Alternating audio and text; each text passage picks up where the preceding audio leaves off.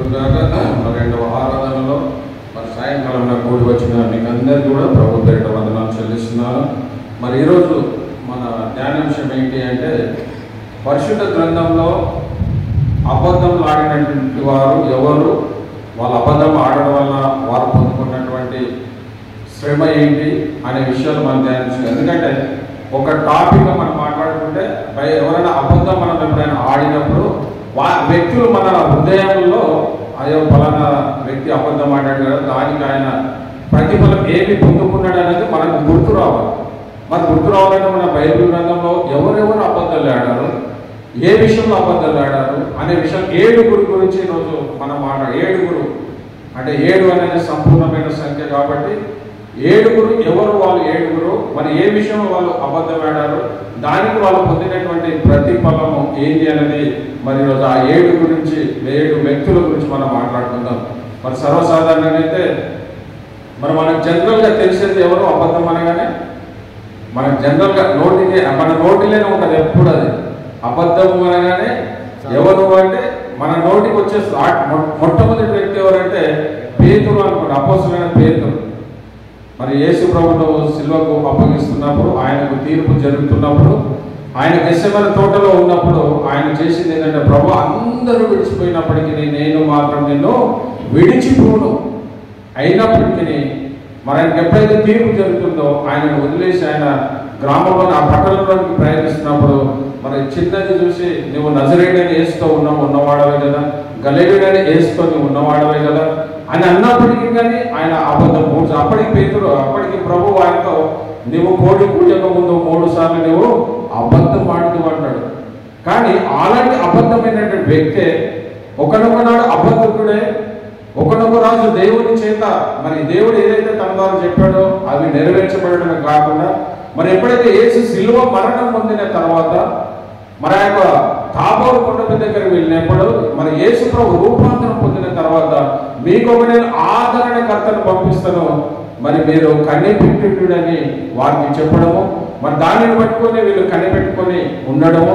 మరి కనిపెట్టుకున్నప్పుడు ఎలాంటి అబద్ధం లాంటినటువంటి వ్యక్తే కానీ మరి పెద్దకోసు దినాన మరి ఎప్పుడు ఆదరణకర్తను పంపిస్తాను మరి దేవుడు చెప్పాడంటే పంపిస్తానని చెప్పాడు. కానీ ఈ రోజు ఆ రోజు ఇన్ని రోజులు అని చెప్పలేదు. కానీ పెద్దకోసు అంటే 50వ రోజున మరి దేవుడు అక్కడికి రావడము, మరి అగ్ని జ్వాలలుగా ఆ యొక్క పరిశుద్ధాత్మ వారిపైన కుమ్మరింపబడడం, వారి శక్తిని అందుకున్నటువంటి వారు ఒకనొకప్పుడు అబద్ధములాడి యేసు ఎవరో తెలియదన్నటువంటి వ్యక్తే మరి యేసును ప్రకటించకుండా మేము ఉండలేము, మా ప్రాణాలైనా మేము సమర్పిస్తాం కానీ మరి దేవుని సువార్తను చెప్పలేకుండా ఉండలేమన్నటువంటి ఆయన జరిగిన గొప్ప అద్భుతం.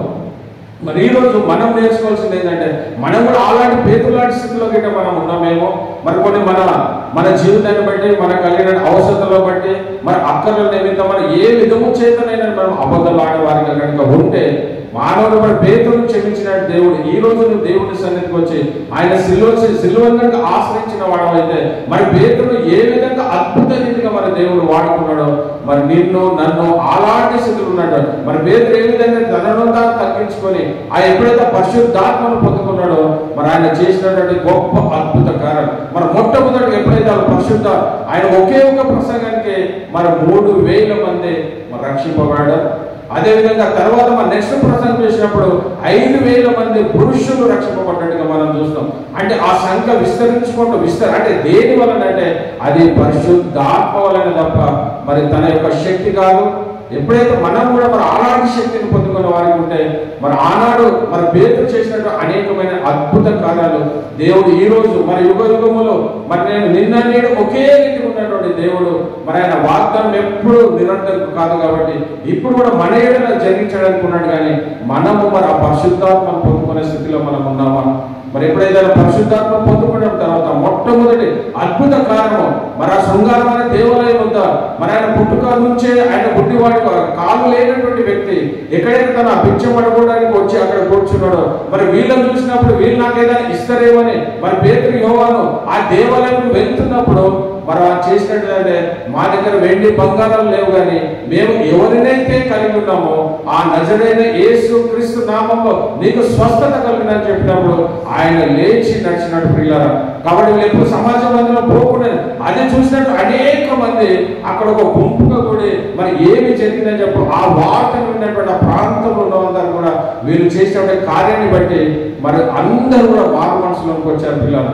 కాబట్టి ఈ రోజు మనం అనుకోవచ్చు, అయ్యో నేను అబద్ధాలు ఆడుతున్నా కదా, నా పరిస్థితి ఏంటి, మరి దేవుడు నన్ను క్షమిస్తాడా, మరి దేవుని అని మనం ఆలోచన ఉంది. కానీ ఒకవేళ నీ తప్పులను దేవుని సన్నిధిలో ఒప్పుకున్నవాడు అయితే మరి ఆయన పేతురు ఏ విధంగా అద్భుతం చనిపోయిన వారిని కూడా మరి లేపినాడు, మరి తల్లిదండ్రులు లేపినట్టు కూడా మనం చూస్తాం.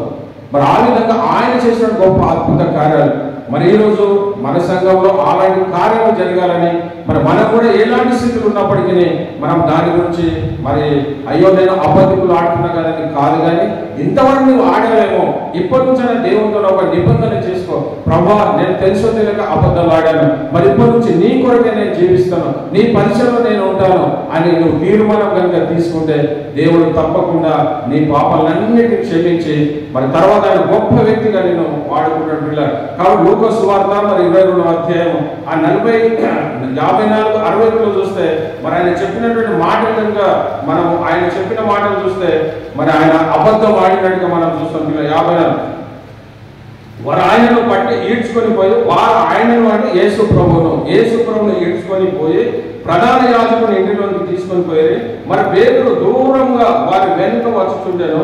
అంతటా కొందరు నడుము మీద మంట వేసి చుట్టూ కూర్చుండినప్పుడు పేతురు వారి మధ్యలో కూర్చుండెను. అప్పుడు ఒక చిన్నది ఆ మంట వెలుతురులో అతడు కూర్చుండడు చూచి అతన్ని తేరి చూచి మరి వీడును అతనితో కూడా ఉండేనని చెప్పాను. మరి ఆ చిన్నది మరి ఎప్పుడైతే పేతురును చూసినప్పుడు ఆయన పేతురు దానికి ఇచ్చిన సమాధానం ఏంటంటే మరి నేను ఎరుగను అని చెప్పాడు. కానీ ఏది ఏమైనప్పటికీ ఈ రోజు మన పేతురు పట్ల దేవుడు చూపించిన కృప మరి ఈ రోజు మన పట్ల కూడా ఆయన కృప చూపించడానికి మరి ఆయన సంసిద్ధత కలిగి ఉన్నాడు. కాబట్టి మరి నువ్వు నేను మరొక తీర్మానం తీసుకొని మరి దేవుని పరిశుద్ధాత్మను మనము పొందుకునే వారికి ఉన్నాం ప్రియులారా. కాబట్టి మరి రెండవదిగా చూస్తే మరి మొదటి వ్యక్తి పేతురు అబద్ధం ఆడినప్పటికీ మరి తన తప్పులను తను ఒప్పుకొని మన పరలోకపు తాళపు చేతులు కూడా ఎవరికి పేతురుకి ఇచ్చాడు. ఒకనాడు అల్ప విశ్వాసాన్ని దేవుడు ఆయన అంటాడు. మరి అదేవిధంగా సాతానా వెనుకకు పోతాడు. అలాంటి వ్యక్తి అయినప్పటికీ ఆయన బహుబలంగా వాడబడి మరి ఆయన అనేకమైనటువంటి పరిచయాలు మనం చేసినట్టుగా మనం చూసాం పిల్లలు. మరి రెండో వ్యక్తి కూడా మరి ఇంకో వ్యక్తి కూడా అబద్ధం ఆడాడు. మరి అబద్ధం పొందినట్టుకు ఆయన పొందుకున్నటువంటి ప్రతిఫలమే. మరి పేతురు అయితే అబద్ధం ఆడాడు, తర్వాత దేవుడి చేత ఆయన తన తప్పులను ఒప్పుకున్నాక తర్వాత మరి ఆయన గొప్ప వ్యక్తిగా మారడానికి కారణమయ్యాడు. కానీ మరి ఇంకొక వ్యక్తిని కనుక మనం ఆలోచిస్తే మరి గేయాజీ కూడా చేసినటువంటిది ఏంటంటే తన తప్పును ఒప్పుకోలేడు. మరి మనకు ఆ స్టోరీ ఏంటంటే నయమాను మరి 2వ రాజుల గ్రంథం 5వ అధ్యాయంలో మనం చూస్తే మరి అక్కడ జరిగినటువంటి ఇన్సిడెంట్ కనుక మనం ఆలోచిస్తే మరి ఆ యొక్క నయమాను ఆ చిన్నది ఏదైతే మరి మా యొక్క యాజకుడు ఏదైనా మా యాజకుడు ఉన్నాడు, నీవు అక్కడికి వెళ్తే నీ పుష్కంత పోతుంది అని నీకు తగ్గిపోతుంది నాకు చెప్పి సువార్త చెప్పడం వలన ఆయన చిన్నదాని మాట విని ఆ యెరూషలేము ప్రాంతానికి వచ్చి మరి ఎప్పుడైతే ఆ యొక్క ఎలీషా దగ్గరికి వచ్చి ఆయన గుర్రాలు రథాలు అంతా ఆయన గీడని బంగారం వెండి సమస్తము అన్ని తీసుకొని వచ్చాడు.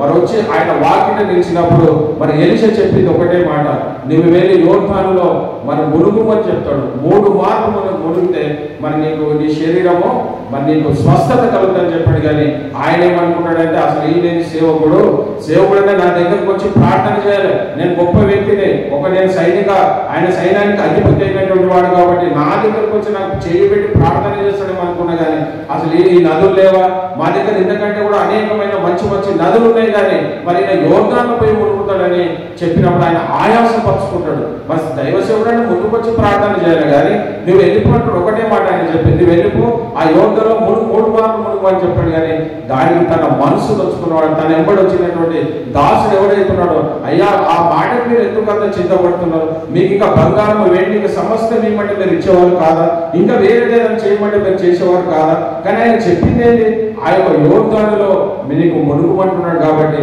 మరొకసారి నేను పోయి మునుగుతే ఏమైతుందని ఆయనను బలపరచడం ద్వారా మరి ఆయన పోయి ఏం చేస్తాడంటే ఆ యొక్క యోర్దానులో 3 సార్లు మునిగినప్పుడు ఆయన తనకు కలిగినటువంటి కుష్ఠరోగం అంతా మరి పసిపిల్లవాడిని దేహము ఏ విధంగా ఉంటుందో మరి అంత అద్భుతంగా మరి ఎలీషా చెప్పిన దాన్ని బట్టి ఆయన అద్భుతం పొందాడు. మరి ఎప్పుడైతే అద్భుతం పొందిన తర్వాత తిరిగి తను ఏదైతే బహుమానాలు తీసుకొని వచ్చాడో మరి వాటి అన్నిటిని కూడా ఎలీషాకి ఇవ్వాలని తన రథంలో మళ్ళీ తిరిగి మరి ఆయన ఎదురుకు వచ్చినప్పుడు ఆయన అయ్యా మీకు ఏమి ఇవ్వాలంటే మరి ఆయన ఎలీషా చెప్పినటువంటి మాట, నీ ధనము కానీ నీ వెండి నీ బంగారం మాకు ఏ వద్దు కానీ నువ్వు ఏ దారి వచ్చావో అదే దారిలో వెళ్ళిపోయిన ఆయన చెప్తాడు. ఏమి తీసుకోవడానికి అసలు మాకు నీ ధనము కానీ మాకు ఏది అవసరం లేదు. దేవుడు స్వస్థపరిచాడు, ఆ స్వస్థత బట్టి దేవుని లోబడి మరి విధేయత కలిగి జీవించని చెప్పాడు. కానీ తన దగ్గర నుంచి ఏది కూడా ఆశించడు ఎలీషా.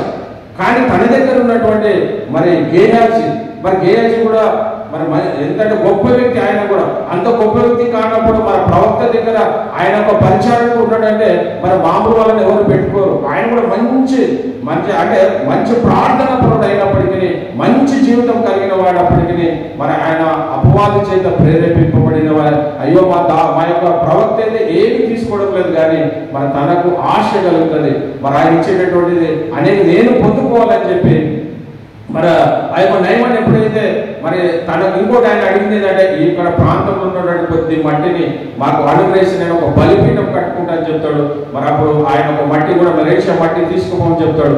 మరి అంత చేసినటువంటి వ్యక్తి గేయాజీ కలిగినటువంటి మనిషి ఏంటంటే ఆయనకు వెళ్ళి, అయ్యో మా దాసు మా యొక్క ప్రవక్త దగ్గర ఇప్పుడే వేరే ప్రాంతం నుంచి మా ప్రవక్త దగ్గరికి వచ్చారు, ఆయన కొద్దిగా ఏదో అవసరం ఉందంట, మరి మీరు కొద్ది అన్నప్పుడు ఆయన నీకు ఏది కావాలో తీసుకొని చెప్పి మరి వెండి బంగారం ఇంకా కొన్ని వస్తువులు ఇస్తాడు. ఆ వస్తువులు ఇవ్వడం కాకుండా మరి తన రథం వెంబడి తన ఇంటిలో పెట్టేంత వరకు కూడా తన దాసుని పంపించి తన ఇంటిలో పెట్టి మరి రామని ఆయన నయమాన్ని చెప్తాడు. ఎప్పుడైతే నయమాన్ని చెప్పిన తర్వాత ఈ గేహాజీ చేసినటువంటి కార్యం ఏంటంటే తన ఇంటిలో బంగారాన్ని వెండినంతా కూడా పెట్టుకొని తిరిగి ఏం చేస్తాడంటే తిరిగి ఎలీషా దగ్గరకు వస్తాడు. మరి ఎలీషా దగ్గరకు వచ్చినప్పుడు మరి ఎలీషాకు తెలియదని అనుకుంటాడు. కానీ ఎలీషా అంటాడు, నీవు చేసిన నా ఆత్మ నీతో ఇప్పటివరకు నువ్వు ఎక్కడికి వెళ్ళావంటే నేను ఎక్కడికి వెళ్ళలేను, నా ఆత్మ నీతో వచ్చిందని నువ్వు ఎరగవా అని ఆయన ప్రశ్నిస్తాడు. కానీ అప్పుడైనా తన తప్పును కనుక ఒప్పుకుని, అయ్యా నేను చేసింది తప్పే నన్ను క్షమించు అని కనుక అంటే మరి ఆయన ఎలీషాగా ఏలాంటి అద్భుతాలు చేశాడో మరి ఏలియా దగ్గర ఒక పరిచారకు ఉన్నటువంటి ఎలీషా మరి ఏలియా 7 అద్భుతాలు చేస్తే మరి ఎలీషా 14 అద్భుతాలు చేశాడు. అంటే రెట్టింపు అద్భుతాలు చేశాడు. ఒకవేళ ఎలీషా దగ్గర అదే నమ్మకస్తుడు కనుక ఉండి ఆ చేసిన తప్పులు తన సన్నిధిలో మరి ఎలీషా ముందు కనుక ఒప్పుకొని ఉంటే మరి ఆయన అంతకంటే ఇంకా అత్యధికమైనటువంటి మరి వాళ్ళు చేసినటువంటి అద్భుత కార్యాలు అంతకంటే ఎక్కువ చేసేవాడేమో. కానీ తనకు కలిగినటువంటి ఏంటంటే తన తప్పును తను మరి ఒప్పుకున్నటువంటి వాడిగా మరి ఆయన చెప్పినటువంటిది ఏంటంటే ఆ చేసిన తప్పుకు నయమానుకు కలిగినటువంటి కుష్టు మరి ఈ యొక్క గేహాజీకి వచ్చిన పిల్ల ఎంత గొప్ప పరిచారకుడు అయినప్పటికీ మరి తనను తాను మరి ఎలీషా ఎప్పుడైతే అడిగినప్పుడు, అయ్యా నేను చేసింది తప్పే నన్ను క్షమించని కనుక అడిగితే మరి ఆయన జీవితం ఇంకొకలాగా ఉండదు. మరి ఏ విధంగా అయితే ఏలియా తర్వాత ఎలీషా ఏ విధంగా గొప్ప కార్యాలు చేశాడో మరి ఎలీషా మరణించిన తర్వాత కూడా గేయాజీ అటువంటి స్థితిలో ఉండేవాడు. కానీ తన ఆత్మీయ స్థితిని పోగొట్టుకోవడమే కాకుండా మరి తను నయమానుకు కలిగినటువంటి కుష్టు మరి ఎవరికి వచ్చిందంటే మరి యొక్క గేయాజీకి వచ్చింది ప్రియులారా. కాబట్టి మనం ఈరోజు అనుకోవచ్చు, నేను చేసి చిన్న తప్పే కదా, చిన్న అబద్ధమే కదా, దానివల్లనే ఏమి చెప్తున్నా అనుకోవచ్చు. కానీ నేను ఎవరితో దొంగతనం చేయలేదు కదా, నేను ఎవరిని మోసం చేయలేదు కదా అని గేయాజీ అనుకుంటుంటాడు. కానీ అది దైవ చిత్తము కాదు. ఒక ఎలీషానే వద్దన్నప్పుడు ఈయన కూడా ఏమన్నాలంటే మాకు ఏది వద్దు అన్నట్టుగా ఉండాలి. కానీ మరి ఎలీషా వద్దన్నప్పుడు ఈయన తన మనసు దాని మీద పడి ధనాన్ని ఆపేక్షించిన వాడే మరి తన కుష్టు రోగాన్ని తెచ్చుకున్నాడు. మరి కుష్ఠం తనకే వచ్చిందా కాదు, తన కుటుంబం అంతటికి. నువ్వు అనుకోవచ్చు ఈరోజు నేను తప్పు చేస్తే ఏమైతే నా కుటుంబం అంతా బాగుంటుందని అనుకుంటావు. కానీ నువ్వు చేసినటువంటి తప్పిదం వలన నయమాను వారి ఆ కుటుంబం అంతటి కూడా కుష్టు రోగం కలిగింది ప్రియులారా. మరి ఇది రెండో వ్యక్తి. మొదటి వ్యక్తి ఎవరు? పేతురు అబద్ధం ఆడాడు. కానీ మరి తిరిగి తను మరి ఆ రూపాంతర కొండ మీదకి ఎప్పుడైతే ఆ తాబోరు కొండపైకి వెళ్ళాడో ఆ దేవుని రూపాంతరం చూసిన తర్వాత తన తప్పులు తను తెలుసుకున్న వాడై మరి పరిశుద్ధాత్మ పొందుకొని మరి గొప్ప అపోస్తులుగా ఆయన మరి వాడబడ్డాడు. కానీ గేయాజీ కూడా అటువంటి స్థితిలో ఉండేటటువంటి వ్యక్తి మరి ఏమైందంటే ధనాన్ని ఆపేక్షించిన వాడే మరి తనకు నయమాను కలిగినటువంటి కుష్టును మరి బొరి తెచ్చుకున్న వాడిగా మనం చూస్తున్న పిల్లలు. మరి ఇద్దరు వ్యక్తులు మనం చూసాం. మనం 7 మందిని అనుకున్నాము. మొట్టమొదటి ఎవరు? పేతురు. అబద్ధాలు ఆడిన మనం ఎప్పుడైనా అబద్ధం ఆడినా మన పేతురు గుర్తుకు రావాలి. మరి రెండవది గేయాజీ. మనం ఎప్పుడైనా ఈ మైండ్లో మనకు ఉండాలి. అనే బైబిల్ గ్రంథంలో ఎవరు అబద్ధాలు ఆడారు, వాళ్ళకి కలిగినటువంటి దాని ప్రతిఫలం ఏంటి అని మనకు తెలిస్తే అప్పుడు మనం అబద్ధం ఆడ అయ్యో వాళ్ళు అబద్ధం ఆడారు కాబట్టి అలా జరిగింది కాబట్టి మరి నేను కూడా అబద్ధం ఆడకూడదు అనే ఒక ఆలోచన మనకు ఉంటుంది. మరి అది తెలియనప్పుడు మనము సరే ఏమైతుందే అనుకుంటాం. సరే ఇద్దరు వ్యక్తులు చూసాం. పేతురు మొట్టమొదటి వ్యక్తి, రెండవ వ్యక్తి గేయాజీ, మరి మూడవ వ్యక్తి అననీయ. మరి అననీయ కూడా చేసినటువంటి అపోస్తులు ఎప్పుడైతే ఆదిమ సంఘం ఏర్పడినప్పుడు మరి పేతురు అపోస్తుల దగ్గర వాళ్ళకి కలిగిన సమస్తాన్ని వాళ్ళ పొలం కానీ స్థిరాస్తులన్నీ మరి బర్నాబా కూడా తన కలిగిన పొలాన్ని అంతా కూడా అపోస్తుల పాదాల దగ్గర పెడతాడు. మరి వీళ్ళు కూడా పొలం నమ్ముతారు. కానీ ఆ పొలం నమ్మి వీళ్ళిద్దరు భార్య అననీయ సఫీరా వాళ్ళు ఏం చేస్తారంటే తన పొలాన్ని అమ్మి దీనిలో కొంత మనం దాచుకుందాం, ఎందుకంటే అంత ఎందుకు ఇస్తాం మనం, అంత అపోస్తులకేం తెలుస్తుందా, అపోస్తులు ఎవరైనా మనం చూడడానికి వస్తున్నారా అని అనుకుని వాళ్ళు అమ్మిన వెలలో కొంత మట్టుకు దాచుకుని మరి దాన్ని తీసుకుపోయి ఎప్పుడైతే అపోస్తుల దగ్గరికి వెళ్తారో మరి వెళ్ళినప్పుడు అననీయకు అడుగుతారో నీవు ఇంతకే నీ పొలాన్ని అమ్మావా అంటే వాళ్ళు ఏకీభవించారు కాబట్టి అవును అంతే అమ్మానన్నా అన్నడో లేడో మరి పరిశుద్ధాత్మ దేవుని చేత ఆయన అక్కడికక్కడే మరణం పొందాడు. అంటే ఏ చిన్న అబద్ధమే. అంటే వాళ్ళు ఎవరిని మోసం చేయలేదు, మరి ఎవరి దగ్గర వాళ్ళు మోసం చేసి సంపాదించింది కాదు, వాళ్ళ ధనాన్ని వాళ్ళమ్మి. అంటే దేవుని దృష్టిలో నువ్వు యథార్థంగా ఉండాలి. ఒక నేను డైరెక్ట్ పోయి అయ్యా మేము ఇంత కమ్మాం మా అవసరం ఇంత పెట్టుకున్నామంటే ఎవరు మనటులు కాదు. మరి వాళ్ళు కూడా మీరు ఇంత తెచ్చేయాలని మీరు ఎవరైతే ప్రేరేపించగలిగిన వారు ఉన్నారో వాళ్ళు తెచ్చి దేవుని దగ్గర పెట్టమన్నారు కదా, అపోస్తుల పాదాల దగ్గర పెట్టమన్నారు. కానీ మరి వీరు నిర్ణయించుకున్నది ఏంటంటే అసలు ఎవరికేం తెలియదు కదా అని వాళ్ళు చేసిన తప్పును బట్టి మరి అననీయ ఇమ్మీడియట్ గా with in fraction of second లో మరణించాడు. ఆయన మరణం పొందినటువంటి వ్యక్తిగా. మరి అది తెలియకుండా తన సఫీర్ ఏం చేస్తుందంటే అది జరిగిన ఇంచుమించు 3 గంటలకు ఆమె కూడా ఏం చేస్తుందంటే మళ్ళీ దేవుడి సన్నిధికి వస్తుంది. మరి వచ్చినప్పుడు అమ్మ మీరు అంటే ఆయన చనిపోయిన విషయం ఆమెకు తెలియదు, తన భర్త చనిపోయిన విషయము మరి ఈ యొక్క సఫీర్ తెలియదు. కానీ ఆమె కూడా చేయమంటదంటే వాళ్ళ అపోస్తులు అమ్మ మీ పొలాన్ని ఎంత కమ్మారు అంటే వాళ్ళిద్దరు అననీయ తన భర్త ఏదైతే చెప్పాడో మరి ఆమె కూడా అదే విషయం చెప్పినప్పుడు మరి ఆమె కూడా అక్కడ చనిపోవడం మనం చూస్తాం. పిల్లలు ఇద్దరు కూడా భార్య భర్తలు ఇద్దరు అని చేసిన తప్పిదం ఏమీ లేదు. ఒకే ఒకటి వాళ్ళు అమ్మినటువంటి వెల ఏదైతే ఉందో 1,00,000 రూపాయలు కమ్మారనుకో అయ్యో మనం 50,000 పెట్టుకుందాం 50,000 దేవునికి ఇద్దామని వాళ్ళు నిర్ణయించుకొని ఒకవేళ నువ్వు 1,00,000 కమ్మినప్పటికీ అయ్యా మేము అమ్మాయి మీద పెట్టుకున్నామంటే వేరు. కానీ వాళ్ళ దగ్గర వీళ్ళు అబద్ధం ఆడారు. అబద్ధం ఆడడం బట్టి వాళ్ళు ఏం చేయాలంటే మరణము కొని తెచ్చుకున్నారు పిల్లలు. కాబట్టి మనము బహు జాగ్రత్త ఏది ఆడినప్పటికీ మనం ఏ విధంగా అనే విషయాలు మనం గుర్తుపెట్టి మనకి ఆడినప్పుడు మన వ్యక్తులు మనకు దృష్టిలో రావాలి. మన మనసులో మనం ఏదైనా చేసినప్పుడు దానికి సంబంధించినటువంటి దృశ్యాలు ఏ విధంగా అయితే వస్తాయో మరి అబద్ధం ఆడిన వ్యక్తులకు ఏ విధంగా పరిశుద్ధ గ్రంథంలో జరిగిందనే విషయాన్ని మనం కనుక గుర్తుంటే మనం అబద్ధాలు ఆడడానికి మనం సాహసించం. మరి మొట్టమొదటి పేతురు, తర్వాత గేయాజీ. మరి పేతురు అయితే తర్వాత ఒప్పుకున్న అద్భుతంగా వాడబడ్డాడు. మరి గేయాజీ అయితే నయమాను కలిగిన కుష్టు కనకు కలిగింది. మరి అననీయ సఫీరా చూస్తే మొత్తానికి టోటల్ వాళ్ళ జీవితమే లేకుండా వాళ్ళు అక్కడెక్కడ మరణించినట్టు మనం చూస్తాం పిల్లలు. మరి ఇది అయిన తర్వాత మరి ఐదో వ్యక్తి ఎవరంటే షారా. మరి షారాగానే అందరు ఏమంటారంటే అసలు షారా ఎప్పుడు అబద్ధం ఆడిందని, ఆమె అబద్ధం ఎప్పుడు ఆడలేదు కదా, వాళ్ళు మంచి నీతిమంతురాలు భక్తురాలే కదా అని మనం అనుకుంటాం. అంటే చిన్న అబద్ధం అయినప్పటికీ అది కానీ పరిశుద్ధ గ్రంథంలో లిఖించబడ్డదంటే మనం ఆ చిన్న అబద్ధం కూడా ఆడకూడదనేది. ఇది ఒకసారి మనం చదువుతున్న బాగుండలేదు. ఆదికాండం 18వ అధ్యాయము, ఆదికాండం 18వ అధ్యాయము 10-12. ఆదికాండం 18వ అధ్యాయము 10-12 చెప్పండి. అందుకు ఆయన మీదడికి ఈ కాలమున నీ యొద్దకు నిశ్చయంగా మరణ వచ్చేదను, అప్పుడు నీ భార్య అయిన షారాకు ఒక కుమారుడు కలుగునని చెప్పాను. షారా ఆయన వెనుక నుండిన గుడారపు ద్వారమందు నిలుచుండెను. అబ్రహాము షారాయును బహుకాలము గడిచిన వృద్ధులై ఉండిరి. స్త్రీ ధర్మము శారకు నిలిచిపోయిన కనుక శార నేను బలము ఒడిగిన దాననే తరువాత నాకు సుఖము కలుగున నా యజమానుడు వృద్ధుడై ఉన్నాడు కదా ఆయన తనలో నవ్వుకొనెను. అంటే ఆమె ఏంటంటే వచ్చినటువంటి దేవతతో చెప్పినటువంటి మాటలకు మరి మీ కుమారుడు పుడతాడు, వచ్చే సంవత్సరం కల్లా మీ ఒడిలో కుమారుడు అని చెప్పినప్పుడు ఆమె ఏంటంటే బలము ఒడిగిన దానము, మరి నేను స్త్రీ ధర్మము నిలిచిపోయిన దానను నాకెట్లా కుమారుడు అనుగ్రహిస్తానని అనుకుని తనలో తాను ఏం చేసిందంటే నవ్వుకున్నదాన్ని.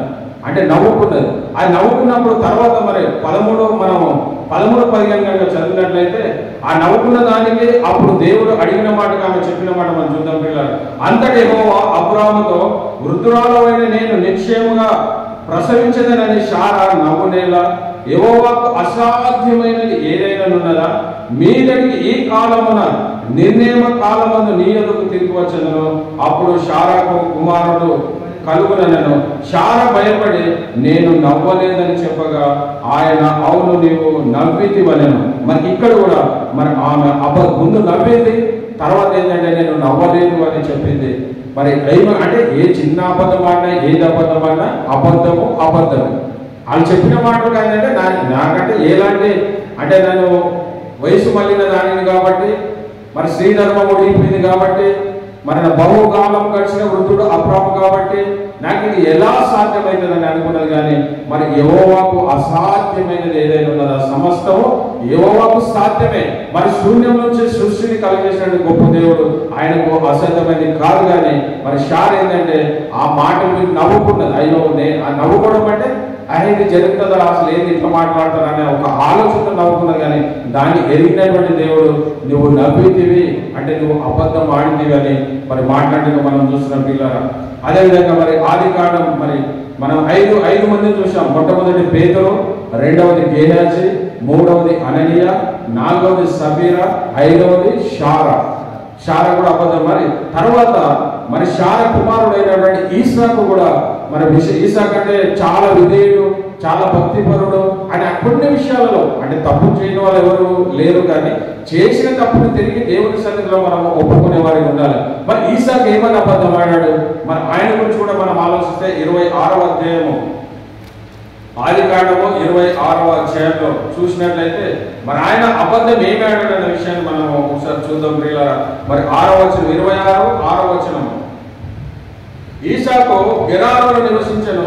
ఆ చోటికి మనుషులు అతని భార్యను చూసి ఆమె ఎవరని అడిగినప్పుడు అతడు ఈమె నా సహోదరి అని చెప్పాను. మరి తన భార్య అయినటువంటి మరి ఈసాకు రిబ్కాను చూసి ఏం చెప్తున్నాడంటే ఆమె నా సహోదరి అని చెప్పడాన్ని బట్టి మరి అది చూసినటువంటి సహోదరి అని చెప్పాను. ఎందుకనగా రిబ్కా చక్కనిది కనుక ఈ చోటి మనుషులు ఆమె నిమిత్తం నన్ను చంపుదరేమో అనుకుని మరి తన భార్య అని చెప్పుటకు భయపడాను. మరి ఇక్కడ కూడా మరి ఈసాకు ఏ విషయంలో అబద్ధం ఆడిందంటే తన భార్య విషయంలో ఈమె నా సహోదరి. మరి అబ్రాహాము కూడా ఒకనొక రోజు మరి శారా విషయంలో కూడా ఇదే జరిగింది పిల్లలు. మరి తన తండ్రి విషయంలో జరిగినటువంటిదే మరి ఈసాకు విషయం కూడా మనం చూస్తున్నాం. మరి తను చెప్పింది ఏంటంటే రిబ్కాను పట్టుకొని తన భార్య అని చెప్పలేదు. కానీ అంటే తన భార్య చాలా అందగత్తది కాబట్టి ఇక్కడ ఉన్నటువంటి వ్యక్తులు లోపానుసారమైన వ్యక్తులు కాబట్టి మరి నన్ను చంపి ఆమెను పాడు చేస్తారేమో చేస్తారో ఒక ఆలోచన కలిగాడు. తనను తాను రక్షించుకోవడానికి మరి తనను తాను ఆ ప్రొడక్షన్ చేసుకోవడానికి ఆడినటువంటి అబద్ధం. కానీ ఏ విధంగా ఆడిన అబద్ధమే. మరి కాబట్టి మరి దీంట్లో మరి ఇక్కడ పరిశుద్ధ గ్రంథంలో మరి ప్రవక్తల చేత మరి పరిశుద్ధాత్మ చేత దేవుడు ప్రేరేపించి రాయడం అంటే మనము వారిలాగా ఉండకూడదు, మనము అబద్ధం ఆడేవారిగా ఉండకూడదు అనేది మరి దేవుని ఆలోచన పిల్లలు.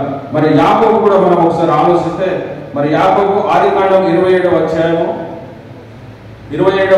19 నుంచి 24 మరి యాకోబు కూడా ఏ విషయంలో మరి అబద్ధం ఆడినట్టు మనం చూస్తాం.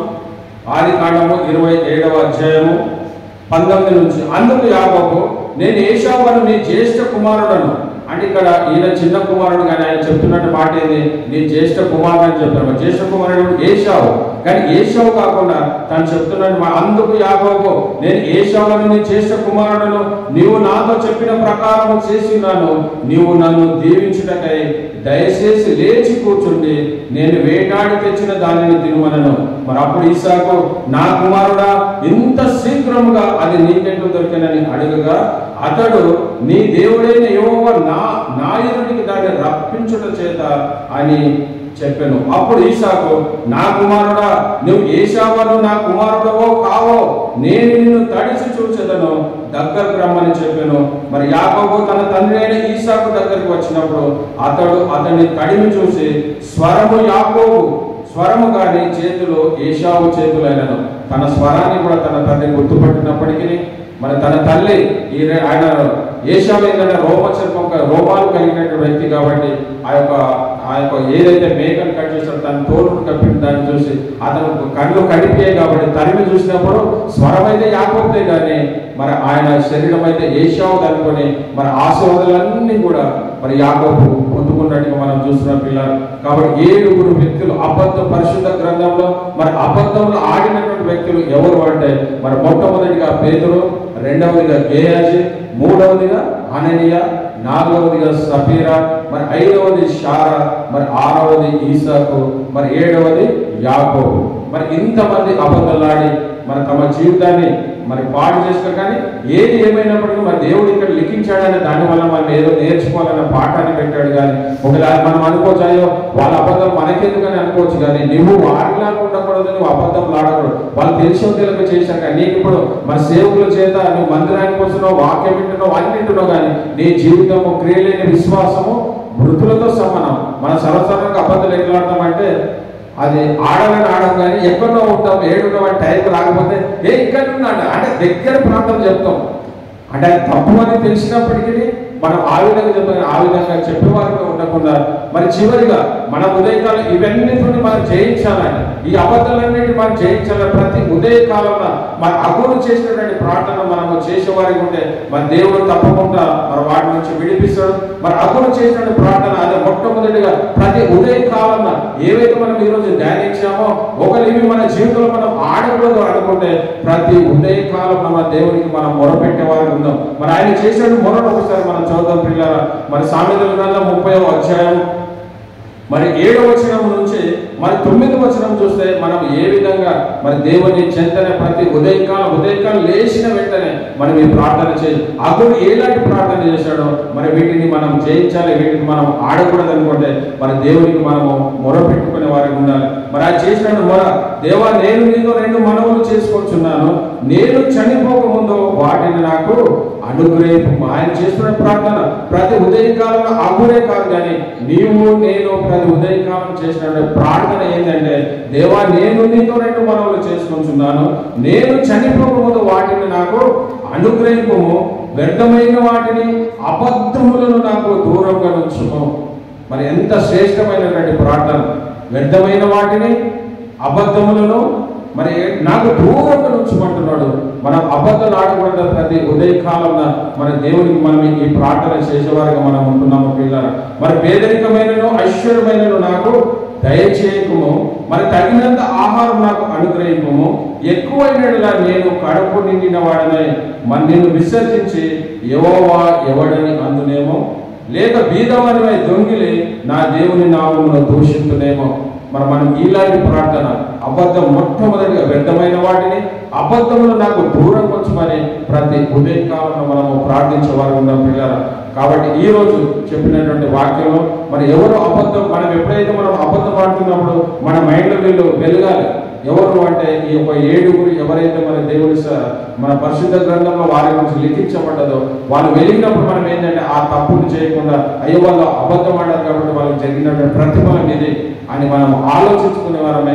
మరి దానిని బట్టి మన జీవితాన్ని సరి చేసుకుని మరి దేవుడు అలాంటి కృపను మనందరికీ అనుగ్రహించిన. ఒకసారి పేర్లు చెప్పండి, ఒకసారి గుర్తుందా? ఒక్కసారి చెప్పండి.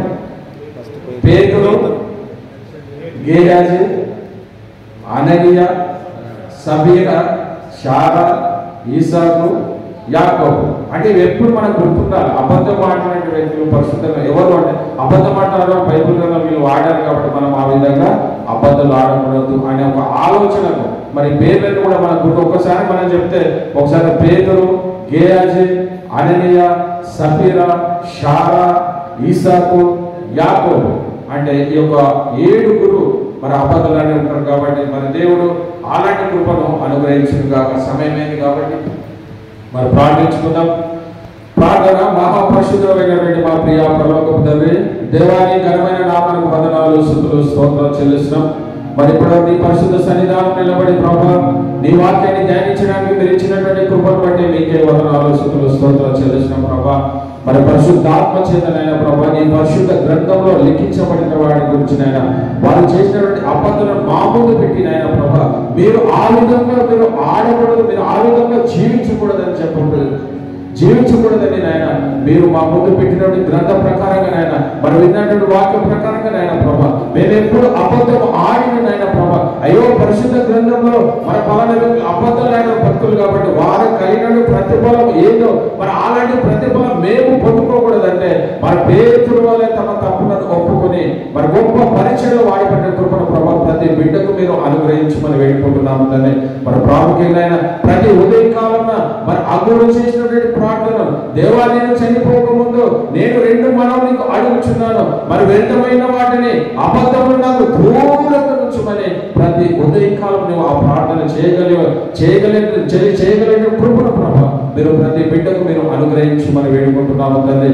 దేవా ఎక్కడైతే 2-3 కూడిన నా నామం ధ్యానిస్తారో వారి మధ్య నేను ఉంటానని వాగ్దానం చేసినటువంటి గొప్ప దేవుడు ప్రభా.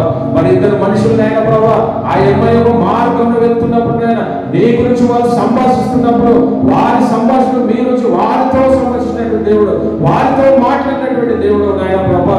వారికి నాయన నీ యొక్క బంధంలో నీ శరీరాన్ని నీ రక్తాన్ని ఇచ్చినప్పుడు వారి ఆత్మీయ నేత్రాలు తెరవబడ్డాయి తండ్రి. మరి మేము కూడా ఏ జీవుడు మేమే తప్పిపోయినాము నాయన వాటన్నిటిని జ్ఞాపకం తెచ్చుకుని నాయన సరైనటువంటి క్రమంలో సరైన రీతిలో నాయన ప్రభా మేము జీవించే కృపను మీరు మాకు అనుగ్రహించి మనం వేడుకుంటున్నాం. మరి అబద్ధములకు చెడకుడు అపవాదాన్ని మేము తెలుసుకుని నాయన ప్రభా అపవాదులాగా మేము ప్రార్థించాలి, అపవాదులాగా అబద్ధం ఆడేవాడు కూడా నాయన ప్రభా మేము ఏది మాట్లాడినా అవునంటే అవును కాదంటే కాదు అనేటట్టుగా నాయన అలాంటి నిర్ణయంలోకి అలాంటి జ్ఞానాన్ని ప్రభా ప్రతి బిడ్డకు మీరు మాకు అనుగ్రహించి మన వేడుకలు 7 భక్తుల ద్వారా నాయన ప్రభా మా జీవితాల్లో నాయన వారు చేసినటువంటి క్రియలు వారు పొందినటువంటి ప్రతిఫలం ఏదో మేము తెలుసుకుంటాం నాయన ప్రభా. మరి అలాంటి ప్రతిఫలం మేము పొందుకునే వారికి ఉండకుండా నాయన ప్రభా నీ శాస్త్రమైన పరలోక రాజ్యంలో మేము చేరేటువంటి కృపను మీరు మాకు అనుగ్రహించి మనం వేడుకుంటున్నాము తండ్రి.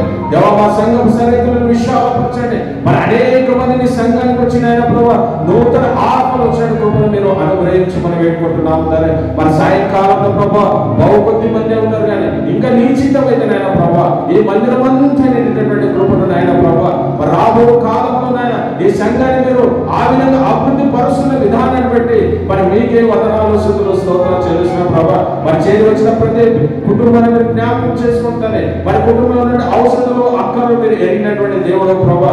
మరి ఏ అవసరంగా నీ మందిరానికి వచ్చారు నాయన మరి మాకు తలంపులు ఉండక ముందే మా తలంపు ఎరిగినటువంటి దేవుడు నాయన ప్రభా నీ బిడ్డల వల్ల నీ బిడ్డల యొక్క తలంపులను మరి మీరు నెరవేర్చమని వేడుకుంటున్నాము తండ్రి. దేవాన్ని కోరికను సిద్ధింపజేసి నీ ఆలోచన సఫలపరుస్తారని మీరు వాగ్దానం చేసిన దేవుడు ప్రభా. అలాంటి వాగ్దానాన్ని ప్రభా మా ప్రేమికులు మీరు అనుగ్రహించి మరి వేడుకుంటున్నాము తండ్రి. యెహోవా మా ఆశ్రయ దుర్గమా మా నోటి మాటలు మా హృదయ ధ్యానములనైనా నీకు అంగీకారమైనటువంటి కృపను మీరు మాకు అనుగ్రహించి మరి వేడుకుంటున్నాం. మరి ప్రయాసపడి భారం మోసుకుంటున్న సమస్త జనులారా నా ఎదురు రండి నేను మీకు విశ్రాంతిని కలిగేదని చెప్పిన వాగ్దానాన్ని ప్రభా నీ సన్నిధికి వచ్చిన ప్రతి బిడ్డకు మీరు విశ్రాంతిని మీరు అనుగ్రహించి మరి వేడుకుంటున్నాము తండ్రి. యేసయ్య నీకే వందనాలు, స్తుతులు, స్తోత్రాలు చెల్లిస్తున్న ప్రభా. నాయన ప్రభా మేము పాపము చేయకున్నట్లు నాయన ప్రభా మా హృదయంలో నీ వాక్యమును ఉంచుకుని వారమే ప్రభా మరి వాక్యానుసారమైన జీవితము మరి జీవించే కృపను ప్రతి బిడ్డకు మీరు అనుగ్రహించమని సమస్త మహిమ ఘనత ప్రభావం మీకే చెల్లిస్తూ అతి త్వరలో రానైన ప్రభువైన యేసు క్రీస్తు పేరట బ్రతిమాలి వేడుకుంటున్నాము తండ్రి. ఆమేన్, ఆమేన్.